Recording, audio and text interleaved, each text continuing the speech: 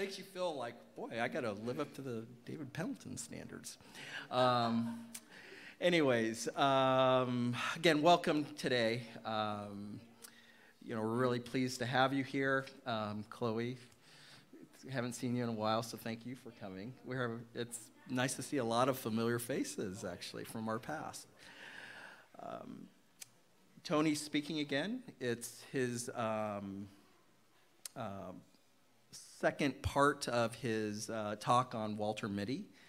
Hopefully, if you heard it last week, we had great discussions, and I think people were really into the theme and to where he was going with this. So we're looking forward to hearing you today. Obviously, you see a lot of mics up here today and keyboards and music. Ted, Betty, Desi, I guess all of you are here singing for us today, and I heard that was a little bit of a surprise. So, but everybody said that was you guys sounded great in rehearsal today. So we're looking forward to your music. Let me see. I'm not sure if there's any announcements I need to make at this time, other than there are again jars that are placed in front of you. We have envelopes and we have communication cards. Please fill those out if you haven't done so before. We'll collect our donations a little bit later, but please just keep that in mind as we go about our service. Anyways, as we move into our service now, we always do what we call our intentions. And so this is where we start calming down, getting our minds set for what we're about to hear, both music and in word. And so if you want, please close your eyes, take some deep breaths, and just listen to some of the words as we move into our service. Ethos is a community of men and women committed to creating safe spaces where people grow. We excel at accepting, affirming, and embracing people and their stories. And we value living, committed, caring, helpful, and open-minded lives. We come together with specific intentions. First, we come to connect with one another, with ourselves, with those around us. We welcome those of you who are new and invite you into our circles of connection. Second, we come to learn. We bring our beginner's mind into this moment and acknowledge our humility, honesty, and teachability. Finally, we come to be together, be human, be ourselves, be kind, be caring, and to be open to all that awaits us in this place today. Amen.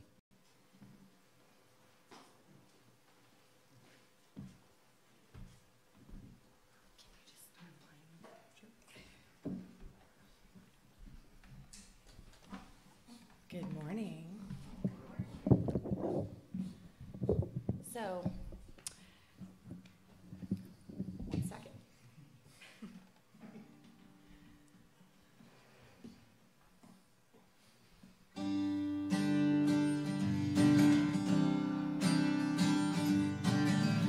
So this first line, I know it's maybe not as church-worthy, but it's honest. Sunday, Saturday, whatever, every day, who knows? But the coolest thing about this space here at Ethos and just what Tony brings and what every one of you bring is your own set of values, but with all our values and how we have church, whether it's in a car, whether it's in the shower, whether it's up here on stage, loved one. It doesn't matter, if you've got God in your heart, you got good intentions, whether you're cussing or not. That's what we wanted to bring to you here. So don't mind, hopefully, the first line, but hope you like it. Here we go.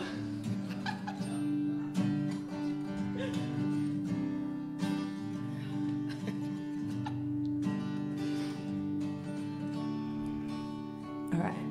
I've cussed on a Sunday, I've cheated and I've lied, I've fallen down from grace many times, but I find holy redemption when I put this car in drive, roll the windows down and turn up the dial. Can I get a hallelujah? Can I get an amen? Feels like the Holy Ghost running through you when I play Highway FM. I find my soul revival, singing every single verse. Yeah, I guess that's my church. When Tony brings the sermon and Kim leads the choir, it gets my cocoa hot burning, hotter than a ring of fire. When this wonderful world gets heavy and I need to find my escape, I just keep the wheels rolling, radio scrolling till my sins wash away. Can I get a hallelujah? Can I get an amen? Feels like the Holy Ghost running through ya when I play the Highway FM. I find my soul revival, singing every single verse. Yeah, I guess that's my church. Can I get a hallelujah? Can I get an amen? Feels like the Holy Ghost running through ya when I play the Highway FM. I find my soul revival, singing every single verse. Yeah, I guess that's my church. Yeah, I guess that's my church. Yeah, I guess that's my church. You guys say it. Thank you.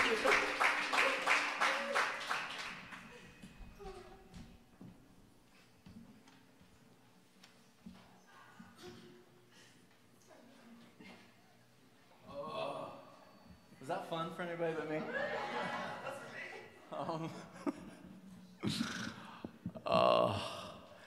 So I have people, I feel like I'm in a bowl. I have people all the time, they'll ask me, so what is this ethos thing? Like, what is the, and how many of you have ever had people ask that? Like, what is ethos? And you'll say, well, you know, it's like a church, but not really a church. I'll say, well, what does that mean? Well, you know, we all come together with different ideas, different experiences, we share. There's not a lot of judgment. There's no specific doctrine that's telling you what to believe. We are constantly growing, changing, evolving people, and we bring that to the table. And people will look at me and they'll say, wait, what? Well, that's not church. So, well, it kind of is. Well, okay. It just sounds weird. And I think, yeah, like, I'm ready to embrace that. That's the kind of weird that I'm enjoying. Was it nice to see Desi singing, by the way? Just want to embarrass her a little bit, but you probably didn't even know she had a voice, did you? It's a very nice one. So we're moving through Walter Mitty, learning to live your true self. Before I even get into that, though, we are going to do a movie showing. How many of you last week, after we talked about Walter Mitty, you went back home and you watched the movie? Anybody during the week do that? Yeah, there was some of us. We even got some of us near Garden Grove. We watched it again. We're going to watch the movie together on February 2nd. It's going to be awesome. There's going to be a food truck. We're going to bring a taco truck here, and it's going to be great. It's $8 per plate. It's as much tacos as you can eat. So it's going to be really good. So we're going to have tacos, and we're going to watch this movie around 1 p.m. So after we're all hanging out talking, since we're all here, we might as well watch it. And so this is what we're going to do. We're going to have the movie showing, and we're going to put the remote in the front, and we're just going to have moments where if you see something that connects with you and you're like, oh, that scene right there, you can come up, you can hit the pause, and you can say, I just want to say this is why that scene after all the experience we went through and the teaching over this stuff, this is why this scene is really connecting with me. You've got like a 2-minute time period because we didn't come to hear you, we came to hear to watch the movie. Hearing you is life-giving, and we appreciate your story. But we would also like to see the full movie as well. So typically this movie is like 2 hours, I think. If we do this right, it might be like 2.5 hours. If we do it wrong, it's going to be 8. So really excited about this movie showing. Hope you can all be there for it. It's going to be beautiful, and we're going to have really yummy food. So Walter Mitty. Can anyone here remember what Walter does for a living? Negatives. A negatives asset manager. Yeah, a negatives asset manager. And Walter, again, he takes things and he develops them, right?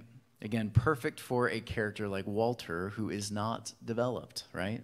He hasn't walked into his life fully. And so you're going to experience and watch as Walter begins to develop. He's going to grow. He's going to change. He's going to evolve. He's going to become the person he sees in his daydreams. Pretty beautiful, right?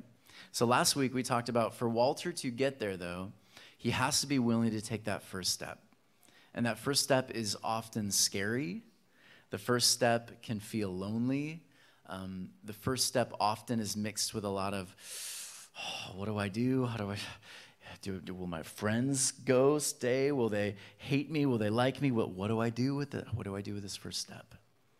But learning to take that first step actually invites you into a really beautiful journey where you experience things you'd never experienced before. You see the world, right?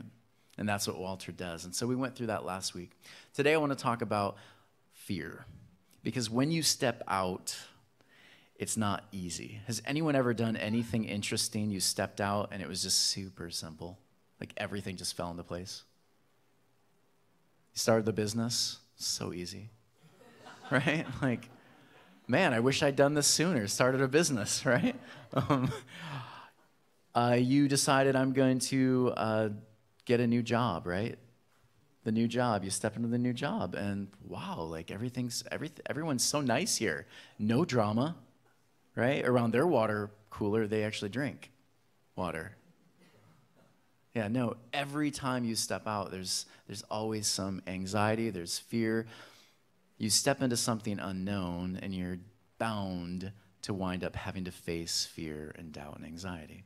So Walter, a negatives asset manager, and this is what he does all day. And so we find out Walter and his company, they are going to be sold. They're going to become a digital company now. Time magazine will no longer be paper. It'll be digital. And so 80% of the people are losing their jobs. So we again know that one slide has been sent. It is the quintessence of life, right? The meaning of life, this one slide. It's supposed to be on the cover of Time, their last actual magazine. Walter can't find it.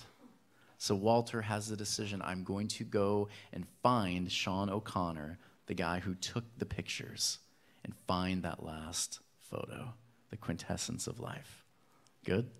Did I do a good job of summing it up here? All right, let's go. And so, again, we have this beautiful motto from Time magazine, which, again, the whole movie revolves around. And so first, Walter has to see the world. He has to step out. You have to be willing to say, maybe it doesn't work. I need to step out. I need to try the new thing. And that takes bravery. But then something next comes, things dangerous to come to see behind walls. To experience danger is not something we're typically used to, are we? The evolutionary process has gotten us pretty far because we've understood danger. Lizard brain kicked in. We're like, that's a bear. I'm not going to shake hands with the bear, right? Like I saw so-and-so do that. He was eaten. I think I'm going to run, right? And so we grew, we evolved, we ran, we learned to fear certain things. That was a good thing, right? So fear, though, can also have some negative effects on us. And so we're going to talk about things dangerous to come. Anyone ever experienced fear? Is fear so gripping that you is gripping a word? Gripping. Well, I'm going to say gripping because I feel like it needs an L. Something so terrifying that it grabs a hold of you and it just causes you to pause, to not be able to move. You know the thing you need to do, but you're terrified to do it. You know the dream you have, but you're too afraid to step into it. That's the kind of fear I want to talk about today. That's fear. Ralph Waldo Emerson, he says this: fear defeats more people than any other one thing in the world. Fear. Fear can cripple us. It can cause us to not live our best selves. Keith, who was it? I was talking to Danielle this morning. We were talking about the sculptor. When we're aiming to find our true self, who was the sculptor? Michelangelo. I'm just going to have you tell it again. Can you do it again for me? Keith thought he was going to have a relaxed weekend this week. Just, yep. Michelangelo discovered that he didn't carve David when he got the piece of marble or granite. He just carved away that which wasn't him. And what was left was David. Thank you. You would think after hearing Keith say it 5 or 6 times, I would have that memorized by now. Yeah, he carved what was not David. And I oftentimes see all these books being written about find your true self, right? Put on this, be this, be that. True self is not going to be found in most of those self-help books. True self is going to be slowly whittling away all that's not you. And once you do that enough, who you are will emerge. Sculpting isn't easy, though, is it? Like, it's a bit painful. It takes tough conversations. It takes moments of being open, being honest, being vulnerable. And to be completely honest with you, that's pretty fearful. That's pretty scary for most of us. Some of us in this group, we've been in men's groups before, haven't we? The most awkward groups ever. Have you been in those, guys? You sit around and you're like, so men, like, what do you want to talk about? And some of them will be like, we're cutting edge. We talk about sex. Okay, well, we're all thinking about that, but now you just made it weird. I'm not even sure I'm going to enjoy it anymore. Or we talk about football, whatever. Like, it gets weird because the truth is many of these groups, they're not really being vulnerable. It's like a false kind of vulnerability. I've seen that over and over again.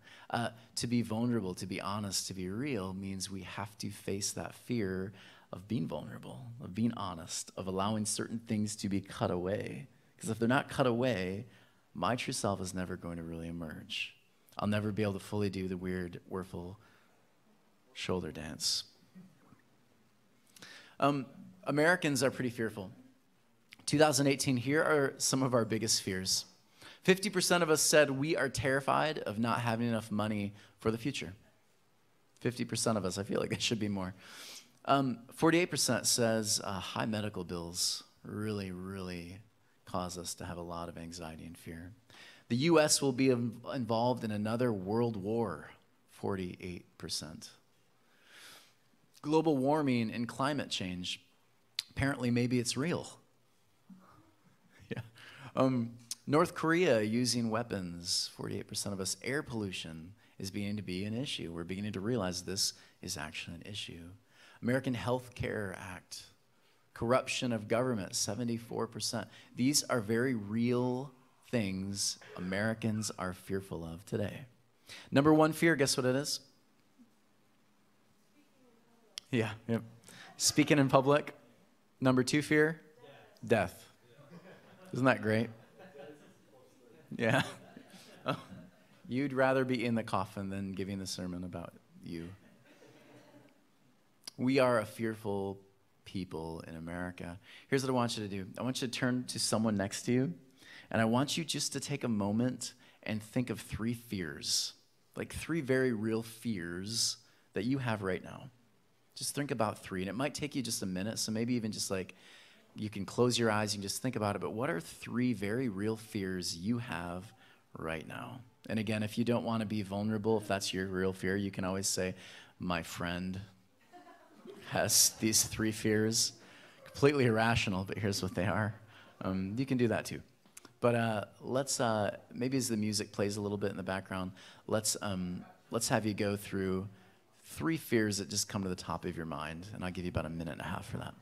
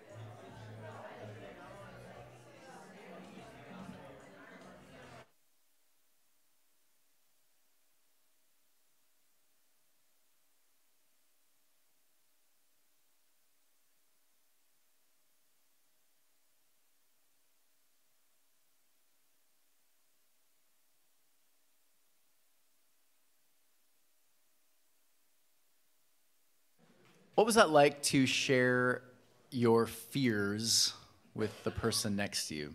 Just out of curiosity. Because again, many of you, you're sitting next to people you may not always connect with throughout the week. Some of you you're talking to people. And honestly, I think sometimes the people you live with are the people you talk to the least.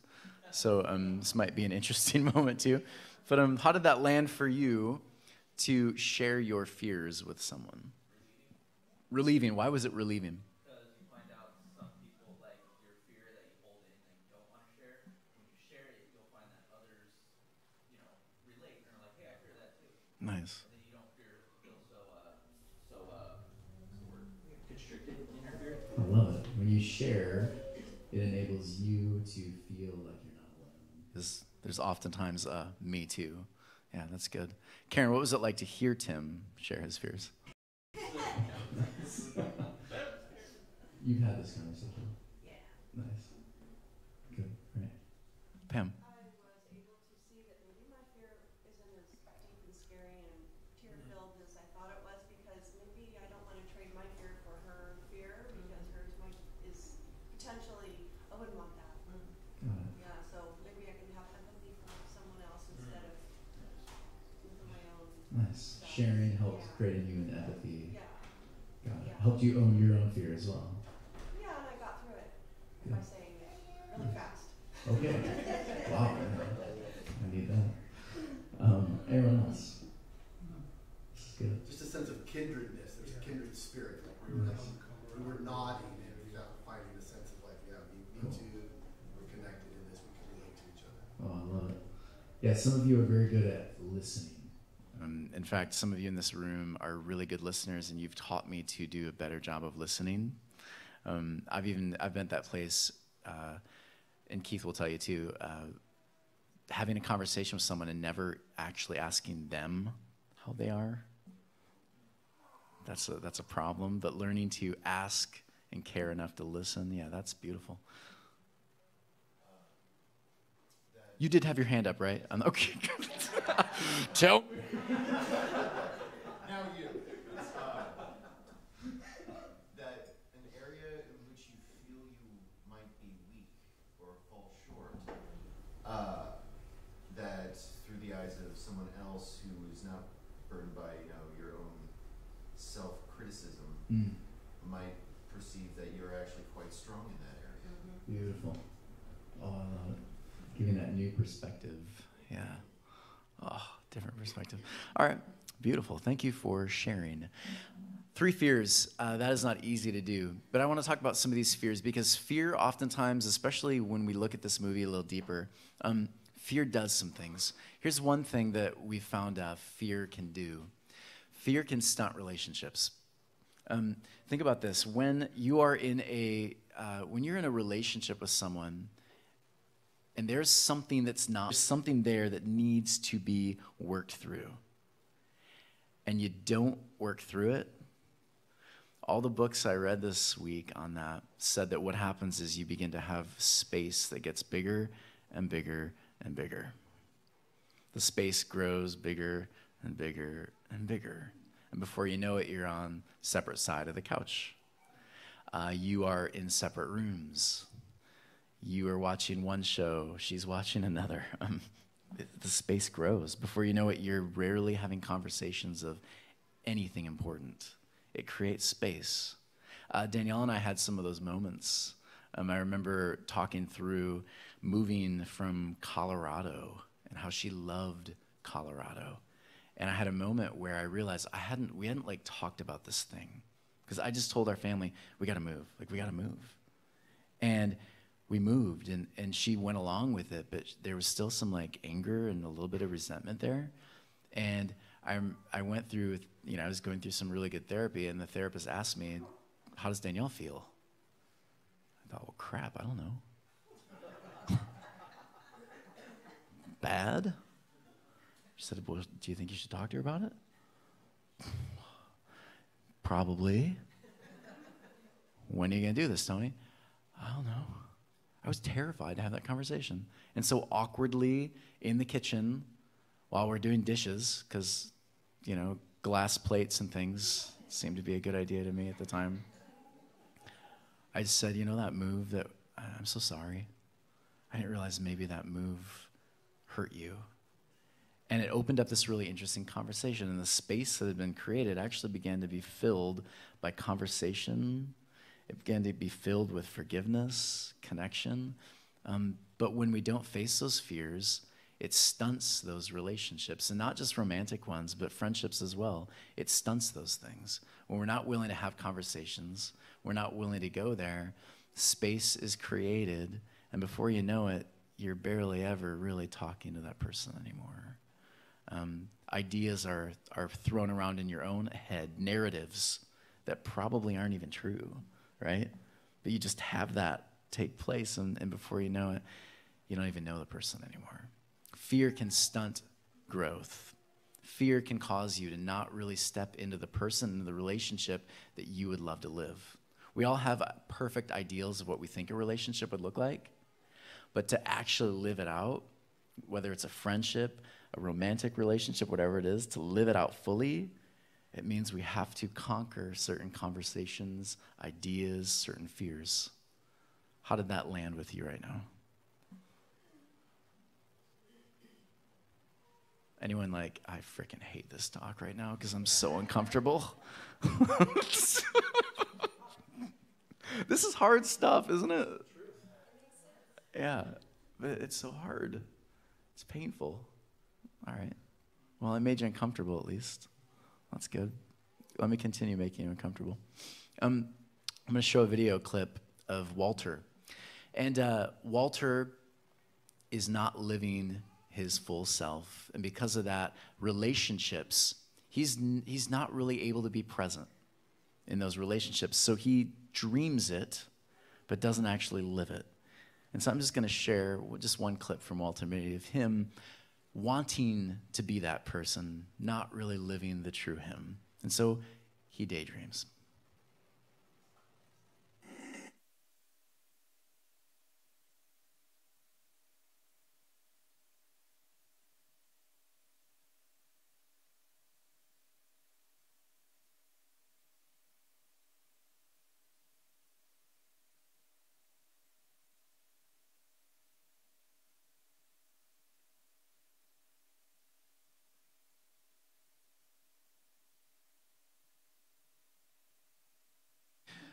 You realize the perfect relationship, the thing you wanted, you're just not living.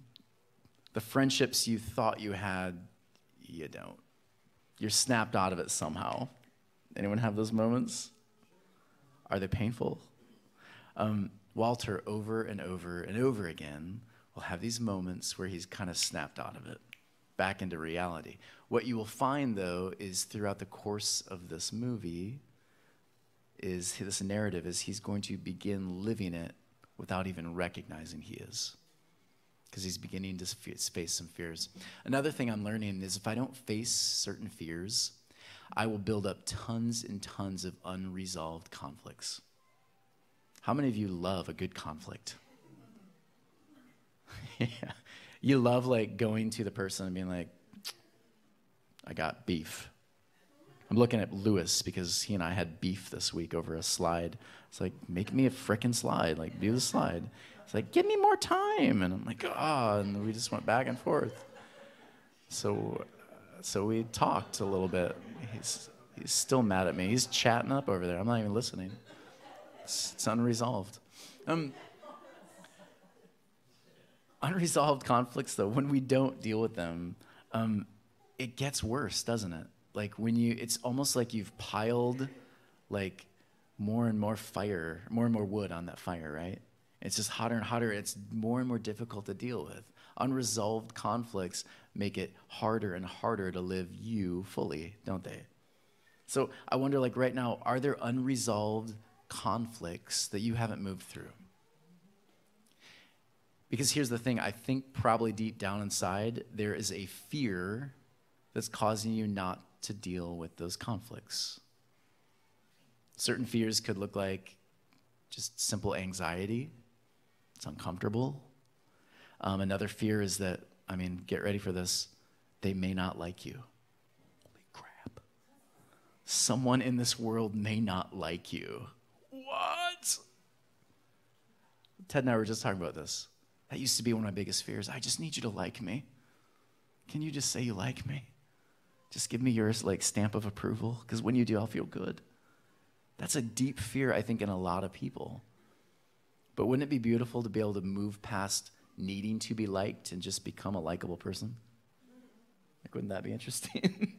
Move beyond like the constant need of approval to be at the place where you just live approval. What do you think? Yeah. Unresolved conflicts oftentimes happen because we are terrified of dealing with the conflict. It's terrifying. And so, again, I want to show you another clip from Walter Mitty. Walter does not know how to deal with conflict. In fact, let me go here first. Let me ask you this. How many of you were given really beautiful, good tools from your parents of how to deal with conflict? Isn't that funny? Like, what do you notice about this room right now, folks? We're a messed up group, first off. Like, that's pretty interesting. We've got some scars. Like, that's good to point. That's good, yeah. Let me ask you this. What do you wish your parents had given you as far as tools for dealing with conflict? What kind of tools do you wish they'd given you? Anybody? Danielle? How to be assertive. How to speak up when I feel like someone's taking advantage of me. Good. I feel like I can't teach my kids that very effectively. I know a little bit about your kids.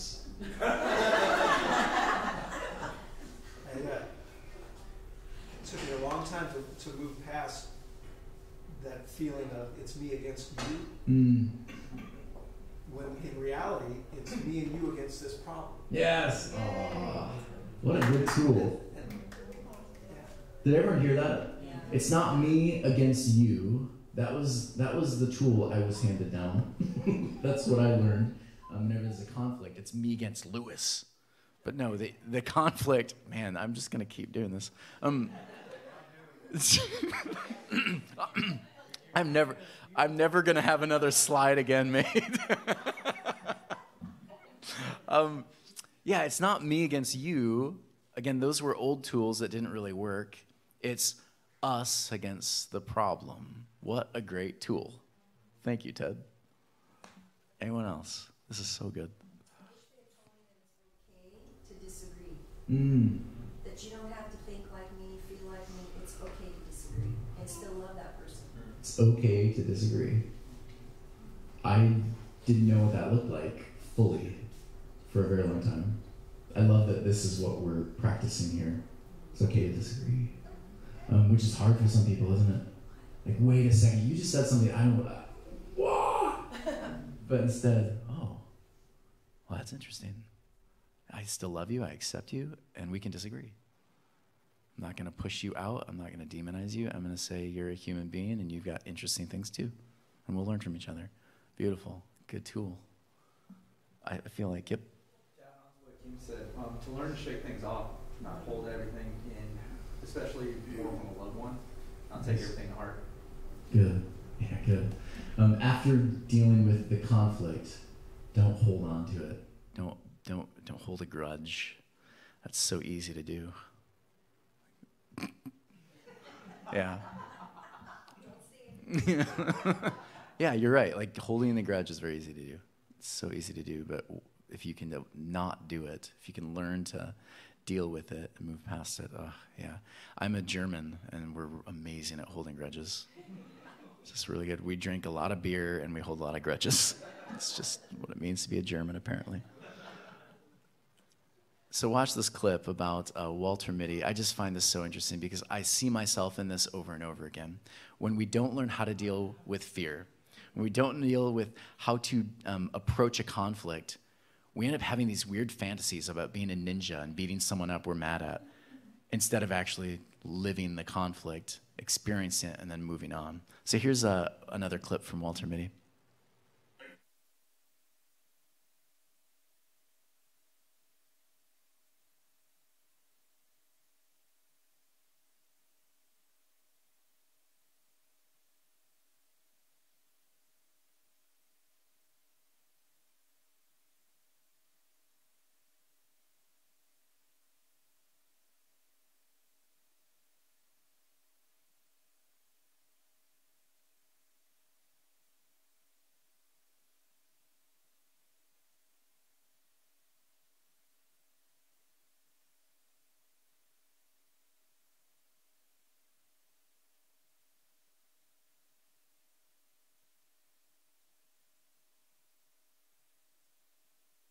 Anybody?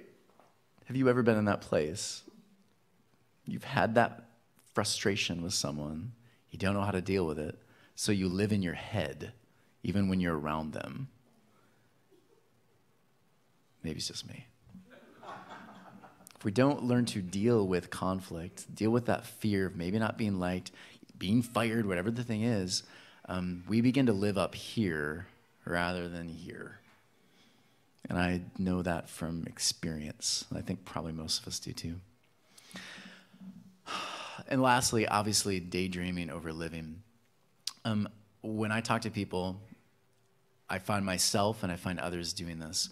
We'll talk about all the things we want to do, all the things we want to be, right? We'll talk about all of these things, but at the end of the day, at the end of the coffee conversation, what typically happens? Nothing. Because we are a generation that's really good at talking. We're good at getting the selfie just right so that you think I am cooler than I am. I am skinnier than I am. I'm smarter than I am. I'm whatever. I'm really good at talking about it, but I'm really terrible at living it. And if I don't learn to face some of those fears, some of those anxieties, those conflicts, I'm going to be constantly here thinking about all the things I want to be, and I won't actually be living the thing that is carving out in me. That's not always true. I have to take the other side. Steve is taking the other side. Here. That's fine. I think that's true if you don't act on it. But for me personally, I think the thing that's made me a lot stronger in myself is thinking about it before I do it. Because I wasn't always this assertive or this independent, this strong-minded. I used to think of myself like going up there and speaking, for example. Oh, when I go up there, I'm going to speak, I'm going to get down, people are going to clap. You know? And I go do that, people clap, and you get that. Do you ever get the slow clap in these things? No, The I get the 80s. big one. Big Nice. clap. Big. So, I Must be mean, nice. daydreaming without action maybe can have its negative effects, but also dreaming about something or thinking about it, visualizing it, and then doing it is a different thing. So. Good, yeah, good distinction. The daydream is not the bad thing. It's the daydream without the action. Constantly dreaming up new ways of doing certain things, that's fantastic. I get really bored with the people who are constantly daydreaming, who have all these awesome ideas and ambitions, and they don't really do anything. They're really good at self-help books, like they've got all of the self-help material, but they're the most chaotic, crazy person you know, right? Like, yeah, I grow really weary of that. And I'm learning in my own self to recognize it when I am doing it too, right? Like when I give advice up here, I'm thinking, that's what I'm working on. Yeah, Mike? Yeah.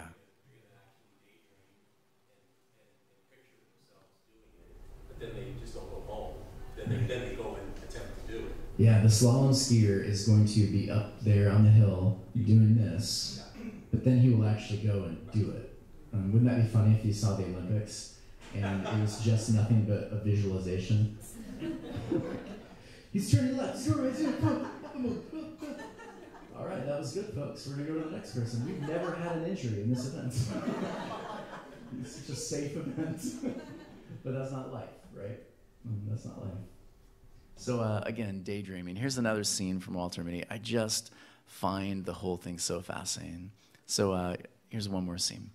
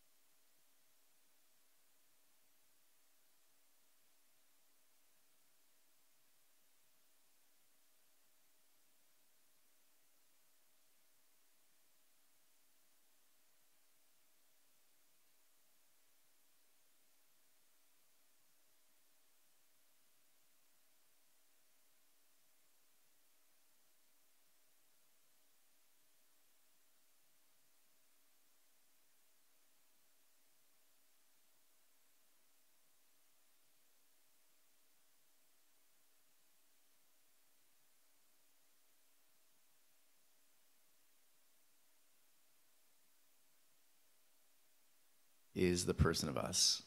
And again, when we don't face certain fears, when we don't step out, when we don't learn to move past those insecurities, those anxieties, we become kind of the butt of the joke, don't we? Like, we become the guy who's sitting there watching everyone else live life. We're at the coffee table, drinking our coffee, watching everyone else live their best life, live their best selves. And so, Michael Jordan, have you ever heard of this dude? I rarely use athletes because they don't typically have that much interesting things to say. But there are some. And I love what he says here, and I'm going to use it. Any fear is an illusion. I think that's interesting. You think something is standing in your way, but nothing really is. What is there is an opportunity to do your best and gain some success.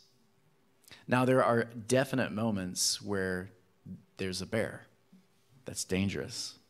Fear's a good thing in that moment, isn't it? And you should run. Dude shows up in a white shirt with a name tag and tells you to come drink his Kool-Aid with his group, and they're going to watch the world explode in the next week or something.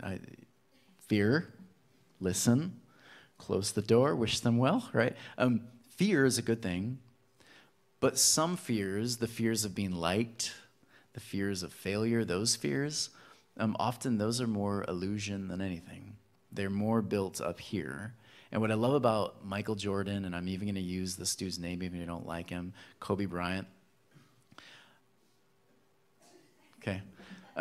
What I loved about these basketball players is at the end of the game, LeBron James. Man, nobody likes basketball in this room. Note to self, don't use sports analogies.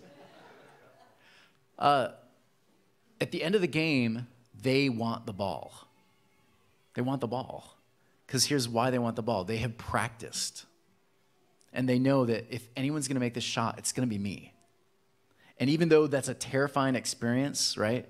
Kicking a field goal and potentially missing, right? That's a terrifying thing. But you're never going to experience success if you don't try. And so this fear is more up here than anything. And you might fail. You might miss a shot. But you might make it. Who knows? I remember listening to an interview with Terry Crews. He said his basketball team, they were at a championship game, and his team was down by 1 point. And the other team, they had like 7 seconds left. And the other team did something stupid. They threw the ball in, but they threw it really wonky. And Terry Crews got it. And he's like, holy cow, I have the ball. I have the ball. I have the ball. And he starts running toward his hoop. And not his hoop, sorry. He starts running toward the basket. He gets there. He's like, I'm gonna win. I'm gonna win. And he lays it up, dunk, and blows it. Like, absolutely blows it. The newspapers talked about Terry Crews, the failure, right? Terry Crews blew it for us all. But he said his coach came up to him after the game and said, I'm so glad you took the shot. I would have been so mad at you had you not. I'm so glad you took the shot. He said that stuck with him the rest of his life. Facing the fear, trying, taking the shot, giving it a whirl, that caused him to try new things all throughout his career. Terry Crews. Overcoming fear, I want to give you some advice from John Stimmel. He's this CEO of MWI, basically a big marketing company. He's doing really well. And he has some really interesting advice, and I want to share some of it with you. He says this: if there's a fear, learn to understand it. Learn to embrace it. And I find that kind of interesting. If I understand the thing I'm fearing, I'm probably not going to be as fearful of it. Ever take something and just research it a bunch? After you do enough research on the topic, you practice enough, you're not going to be afraid anymore. Here's what you probably don't know about me. When I was 12 years old, I was terrified of public speaking. I was ultra introverted. I didn't want to be in public spaces. It actually terrified me. I would shrink away. When I was a little kid, little, I would hide under the tables during like big parties and stuff. Terrified. And so at 12, I was told I have to give a speech. in speech class. And so what I did is I spent tons of time watching other people do it over and over and over again. And I started to understand there are little tricks that these speakers would do. And I even started to ask them, what makes you not nervous? Oh, we're always nervous. You are? So what do you do? Oh, I see everybody in their underwear. I'm like, I'm a teenager. That's probably the last thing I need to be thinking about when I'm up here, because it's usually 90% of what I'm thinking about. That didn't work. So I started trying different ways of interacting with the audience, learning how to overcome the fear. And learning, embracing what it is, learning to understand it, actually changed everything for me. Another thing he says is, name the fear. Name the fear you're afraid of. Sometimes it's really good to be able to turn to someone next to you and tell them your fear. To say it out loud. Because again, what you all noticed when you said that fear, something happened. It kind of lost its sting, didn't it? It's just like death. Our culture is afraid, terrified of death, right? Terrified of it. I would say most of Christianity is based on let's not die. Let's avoid death. Death is bad, it's evil. It's once you learn to walk with life and death, when you can finally say those words, at some point I'm going to die, and be okay with it. What you just did is you enabled yourself to live, didn't you? When you can name the fear, you just enabled yourself to overcome it. Anyone get liking this so far? Resonating? Another thing he says is educate yourself. Again, understand, and we kind of talked about that. Understand, if you're ignorant of it, it's going to defeat you every time. Understand why you're afraid of it. Another thing he said is think long term. It's very easy to get caught up in short term, isn't it? If they don't like me, or if I don't get invited to the party, or this or that, those are all short term things. Long term goal, if you can think of it objectively, there's no stopping you. Here's one I like. Be willing to pivot. How many of you have ever heard the phrase, if you don't succeed, try again? How many of you tried again, but you tried again the exact same way? You just got to try harder. Put all your effort into it, right? Do it over and over again. But what if the thing you're trying is actually the problem? Did you ever think about that? Like, what if the issue that you keep working, the job, the whatever the thing is, what if that is actually the problem? Yeah. And so maybe instead of doing that over and over again, maybe looking at it and saying, where is it not working? Is it the thing? Do I need to do it completely different? Do I need to just wipe the board clean and just start over? What is the thing? Where's the pivot point? Try again is not working. So maybe let's look at it and figure out where the issue is. Tweak it. Then go back. Try again. But try again differently. Resonate with anyone but me?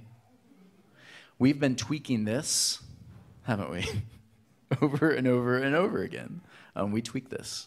If it didn't work, try something new. Because we're not sold. We don't have to die by one thing, do we? We can try it differently. Overcoming fear means sometimes we need to get help. Is anyone else in here like one of those, I'm going to die doing it by myself? Tyler, I love you. But Tyler's like the hardest working man I know. And I know there's a lot of others of us who do the same thing. We take it all on our shoulders, don't we? When we take it all on our shoulders, here's what happens. We end up hurting ourselves, our own potential, and we also limit the gift that others can give to you by helping you, by supporting you, by walking with you. I like that Steve called me out a couple weeks ago. We were going to have a New Year's Eve little party. It was a really, really tiny thing. And I called. I was like, okay, what do I need to buy from Costco? What are all the things I need? And Steve was like, hey, dummy. Like, you don't. Just bring the one thing. You have a baby. You've got 2 kids. And, like, bring one thing. And the rest of us will bring one thing. And we'll have more than enough. because I think that's what happens when you invite others into community with you. Everyone brings the one thing, and instead of living in this life of like scarcity, you begin to realize the whole thing is just popping. There's more than enough. We live in abundance, actually. When you live in community, real community, you are living in abundance. But you have to be willing to ask for help. If you're not willing to ask for help, to be honest and open and authentic with people and have them help you, scarcity will be your life, won't it? We talk about the Bible a lot because I think the Bible's fascinating. And there's a story that is hugely misunderstood. There's a story about David and Goliath. How many of you have ever heard this story? Yeah, there's this guy named David. He's this Jewish kid, and apparently he's really tiny, the story goes. Truth be told, there's more to David you probably didn't realize. I've shared this a little bit before, but I want to share more with you. David is a shepherd, but in that culture, you already know where I'm going, don't you, David? David is also a slinger. He's a slinger. Anyone ever heard of a slinger? Not a swinger, a slinger. A slinger is an interesting figure during historical times in armies and combat. What a slinger does is you want the slinger, basically you want the archery behind. They're going to shoot arrows, and they're going to hit like every 1 out of 15 so people. You want your big gruff guys with like swords and big shields. You want them in the front. They're going to be killed pretty quickly. They're going to take one person out. One person will take them out. But the archer or the slingers, here's the cool thing about the slingers. If they get past that defense and the archers don't do their job, when that group falls, just the big brunt kind of people, it's like walking into or walking up against a big wall of guns during that time era. Because slingers, here's what you may not know about slingers. Slingers, when they slung their rocks, they would hit 100 miles per hour sometimes. 80 is like the slowest that they would hit. They were more effective than arrows. They could hit a small object at 40 to 50 feet. And so what you would find in that culture, what's interesting about slingers, is they often worked part-time as what? Shepherds. Yeah. Anyone's mind blown? Is this fun? Yeah. They would work as shepherds. And so please understand, when David goes into battle against one of these big dudes who's going to take out one person for one person, the idea behind here is David shows up to a knife fight with a machine gun. Do you see it? Goliath had no chance. Understand that. There was no chance whatsoever. The whole idea of like, be a David, face your fears, even though they seem completely daunting and you're probably going to lose. Just pray, those kind of things. Like, no. David fought and he prepared for the battle. And that's why, again, his prayers happen. They become a reality. He stands against the giant because the giant never stood a chance. David prepared. He had faced all those fears already. So when he comes into battle, again, Goliath has no chance. How many of you like this story so much better now? Interesting, right? Yeah. What I love about Walter Mitty is he begins facing his fears, and this little desk job dude, a negative asset manager, what he'll do is he goes to the Himalayas, and he starts Himalayas. Himalayans are people. They join him, but he begins to walk this really interesting journey. There's this moment in the movie that's just so brilliant. He meets a drunk helicopter pilot who is his only way to get onto the boat that's going to take him to Sean O'Connor. And he's terrified. And yet, he conquers his fear. He jumps on the plane with a little help from his friends. He jumps into the ocean from a helicopter. This little dude who was terrified of his own shadow begins living his dream. He fights a shark. Remember that? It's not a porpoise. Fights a shark in the middle of the ocean. This guy is facing his fears. My favorite scene of all, he's going down this huge mountain pass on his longboard, living his dream with some fantastic soundtrack music behind. He climbs this mountain alone because here's the thing, sometimes you have to face your fears, sometimes alone. Sometimes the only person that can sometimes deal with that one fear is you, right? He faces warlords. He gives him his mom's cake, and they let him pass. Little Walter Mitty faces his fears, and he begins living his dreams. My favorite scene of this whole movie, this is one of them, and Walter finally faces Dumbledore at the end. After going through all of this experience of change, movement, growth, facing his fears, living his reality, living his dream, he finally faces Dumbledore, the guy who's there just to take away everybody's job, right? He faces him. So I'm gonna share with you, and you can clap if you find this really as exciting as I did. But I'm gonna share this one now with you.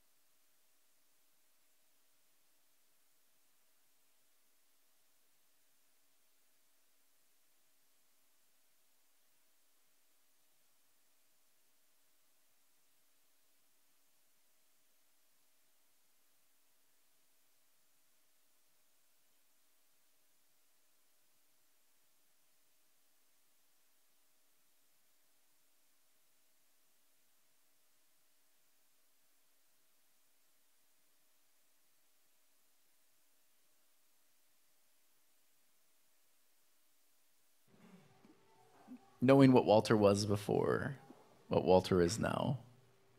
How did that land for you? Seeing someone stand up like that to someone else. Freeing. Good. What else? His disposition was the same. He was still a kind man. He didn't still have to kind. be a jerk, or he didn't have to actually change too much. He just had to speak up and show up. Yeah, because the reality was Walter was always that guy.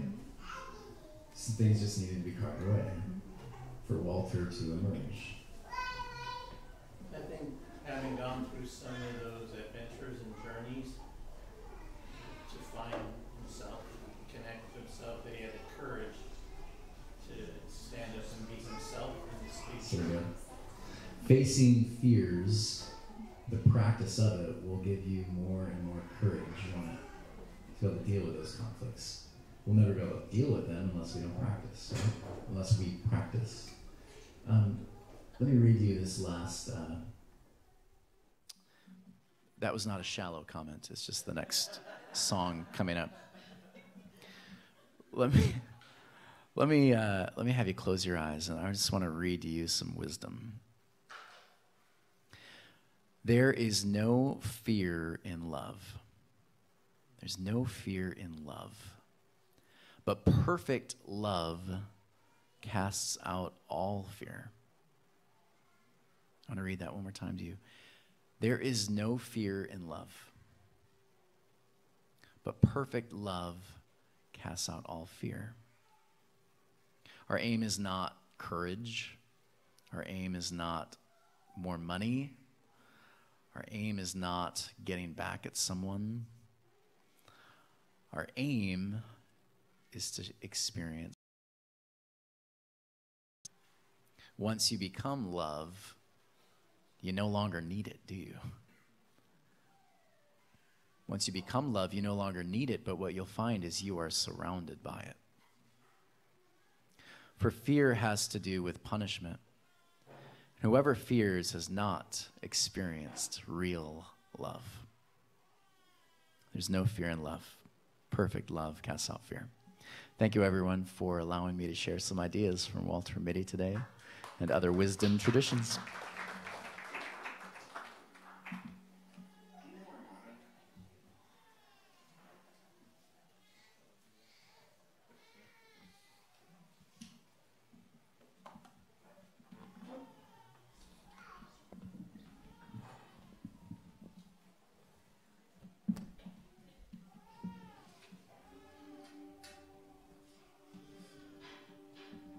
Can I share a fear? The whole public speaking thing, yeah, that definitely resonates with me. Worship leading was my number one fear. The first time I ever went on stage at church, I threw up. Afterwards, no one knew. Had a lot of gum, but that lasted probably almost 6 months. And the crew on stage with me, the audience, my friends, everyone that I worked with, the support system, that love you just talked about with being surrounded by it, I just kind of melted it all away. And being able to be up here right now with good friends, amazing musicians, and in front of you, it's still very scary because you wonder if you're going to, and I know that you are supportive of all of us here, and whether you sing with us or not, or use this as a prayer and walk away with that love in your heart. That's why I do this. It's a gift back that you guys give us. So thank you so much. Who saw Star is Born? Yeah. Some of you haven't.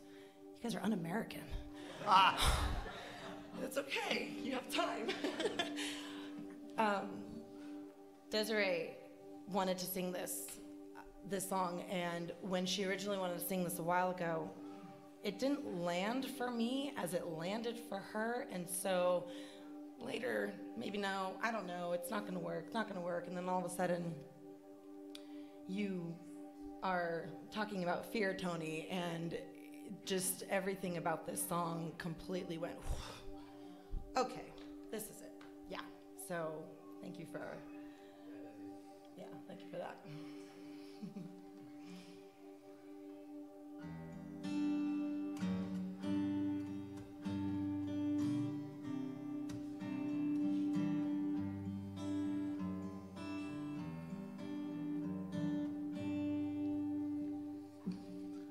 Tell me something, girl. Are you happy in this modern world? Is there something more? Is there something that you're searching for? And in the bad times I fear myself.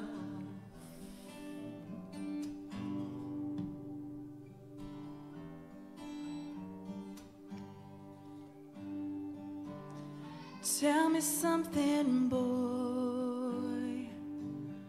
Aren't you tired trying to fill that void? Or do you need more?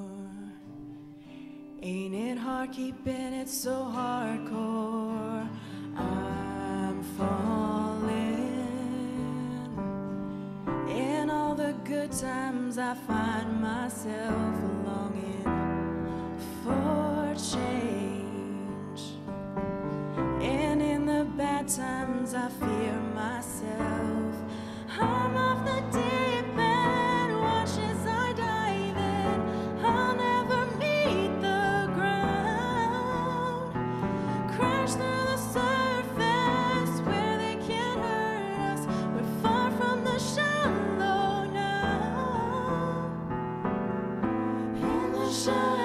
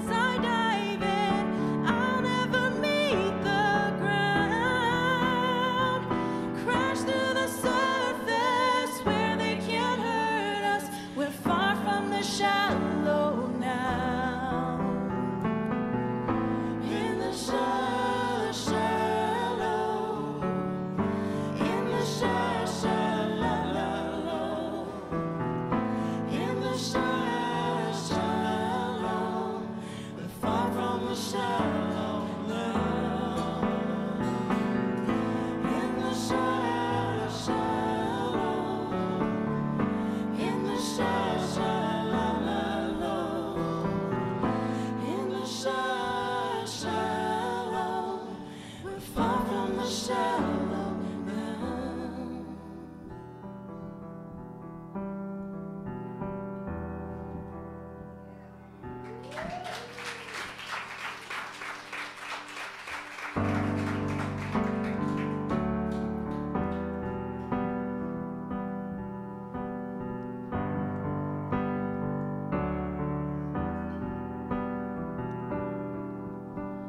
The grander earth has quaked before, moved by the sounds of his voice. Seas that are shaken and stirred can be calm and broken for my regard. And through it all, my eyes are on you. Through it all, it is well. Through it all,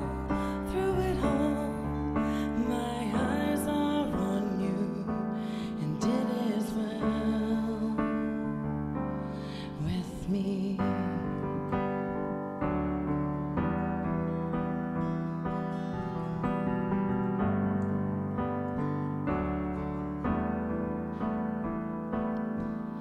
Far be it from me to not believe, even when my eyes can't see. And this mountain that's in front of me will be thrown into the midst of the sea. And through it all, my eyes are on you. Through it all, it is well. Through it all, my eyes are on you, and it is well. It is well. So calm my soul and trust in Him. The waves and wind still know His name. So let go, my soul, and trust in Him. The waves and wind still know His name. So let go, my soul, and trust in Him. The waves and wind still know His name. The waves and wind still know His name. Sing this with us, you guys. It is well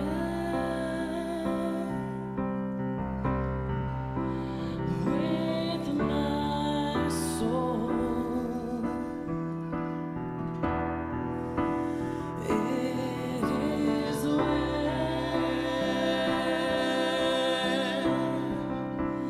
with my soul. It is well with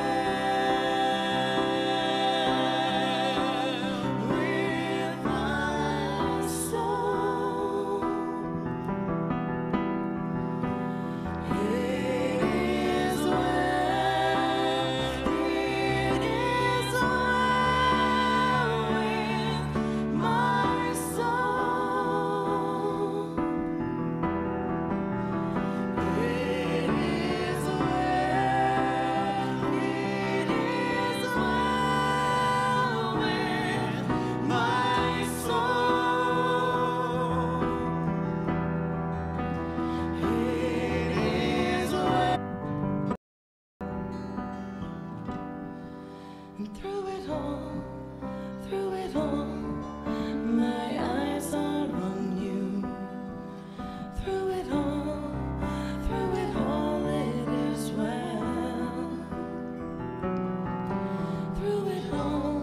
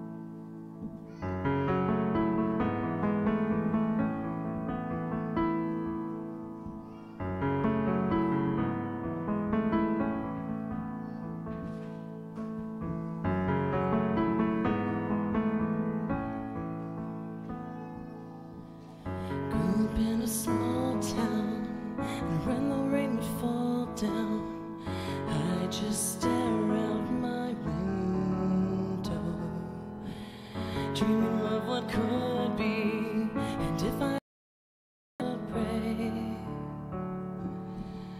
trying not to reach out, and when I tried to speak out, felt like no one could hear me. Wanted to belong here, but something felt so wrong here. So I pray I could break away.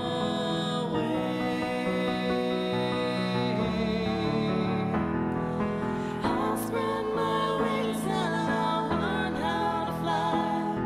I'll do what it takes till I touch the sky. Make a wish, take a chance, make a change, and break away. Out of the darkness and into the sun, but I won't forget all the ones that I love. I'll take a risk, take a chance, make a change, and break away.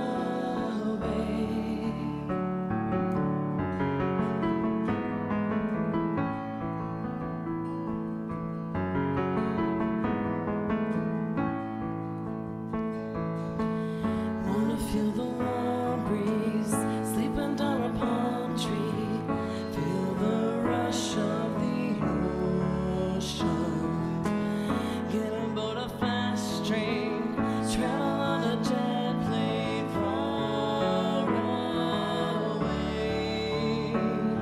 and break away.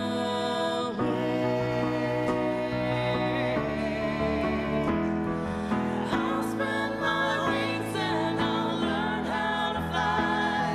I'll do what it takes till I touch the sky.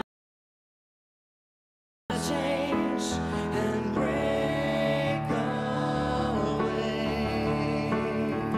Out of the darkness and into the sun, but I won't forget all the ones that I love. I'll take a risk, take a chance, make a change, and break away.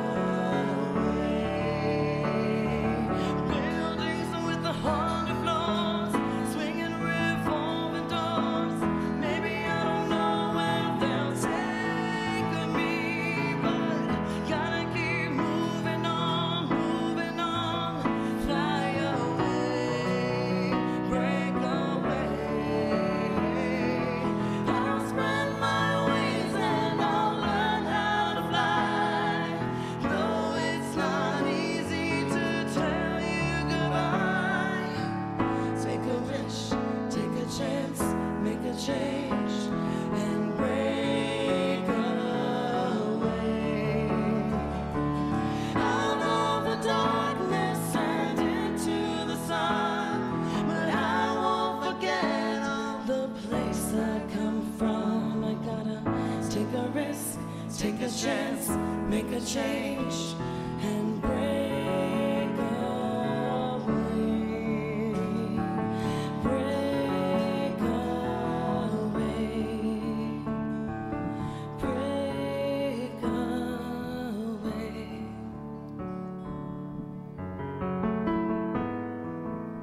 Thanks for singing.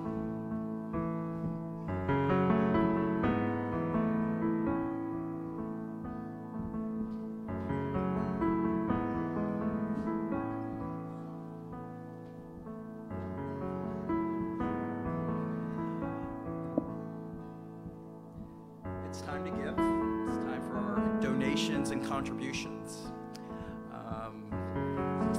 This community, as it's been said many times over the last year, is generous.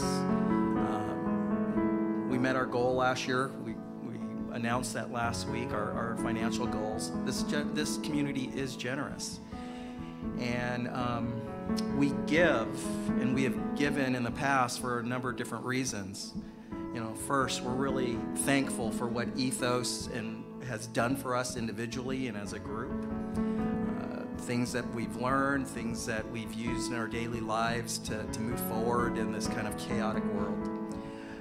We also give to invest in this place because it's worthy of it. And I think most of us, and the more you're here, you realize that it is worthy of investment.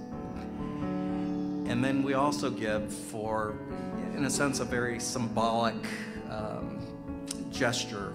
When you give, you release, and your hands are open. And your hands are open to receive something back. And so, it's something more maybe intangible, but something much more worthy than hanging on to than money is. So please, again, be generous, continue to be generous. And those of us who are a part of this, who try to do these services every week, are very appreciative of that.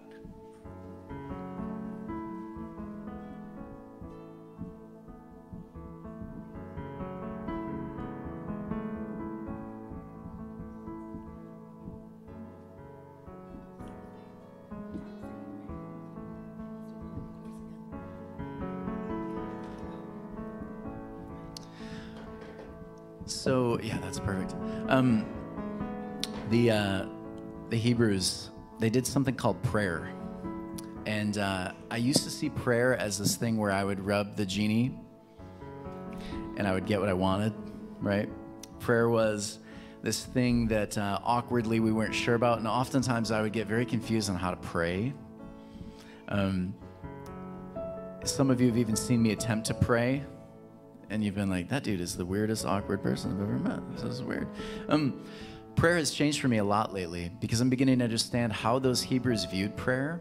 It was actually learning to set yourself in a place where it was about learning to ask the divine, where am I now? Where should I be? How can I place myself in that place within your arms, right? Your wings, whatever metaphor you choose.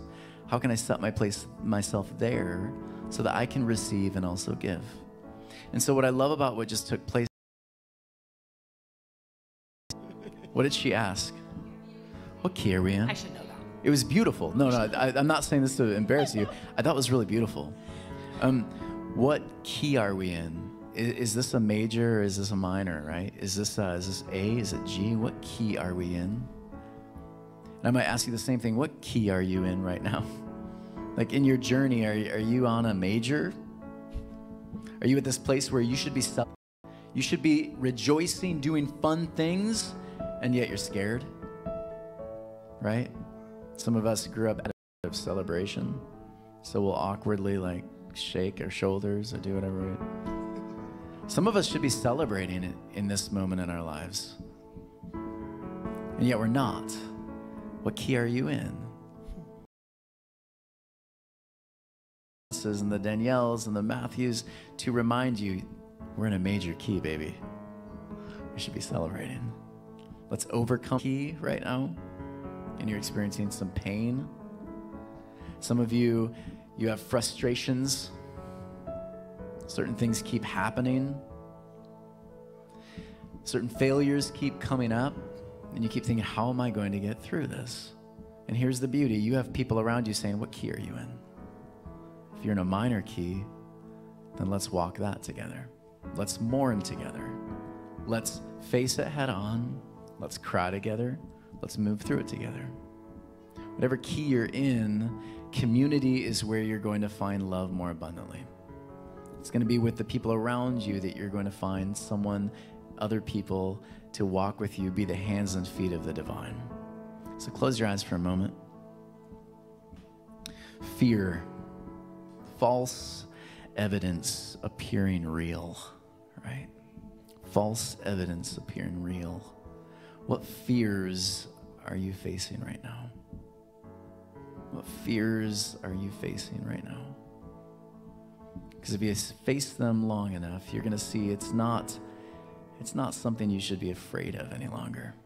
You don't have to worry. You don't have to fear you're going to look silly. You don't have to keep taking all of that all on your shoulders alone. Because there are people surrounding you right here, right now, that want to wrap their arms around you, walk with you, celebrate, dance, cry, all of it together with you. And so right now I want to set our intentions to begin to live that, face those fears now, begin to experience real, perfect love so that we don't have to keep asking for it, fearful we may not get it, but we can actually start living it, realizing it is all around us. It is abundant. We thank you, God, for all of this. Amen. Turn to the people around you. Just give them a big hug. I want you to make sure someone's hugging you, because that's it right there. That's it right there. That's community. That's connection. That's how you're going to face your fear. I want to end with just showing you one more time this fantastic clip. This fantastic clip. We end awkwardly. We don't end on weird notes. But I want you to watch this one clip again. This is you facing your fear this week. So get ready. Here we go. Let's watch this last clip of Walter Mitty.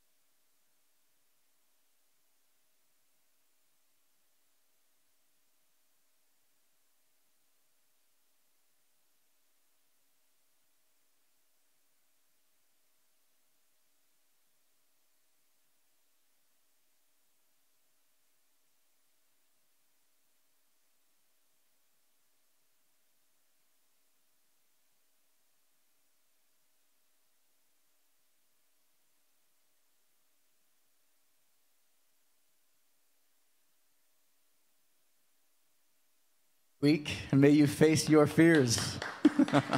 Love ya.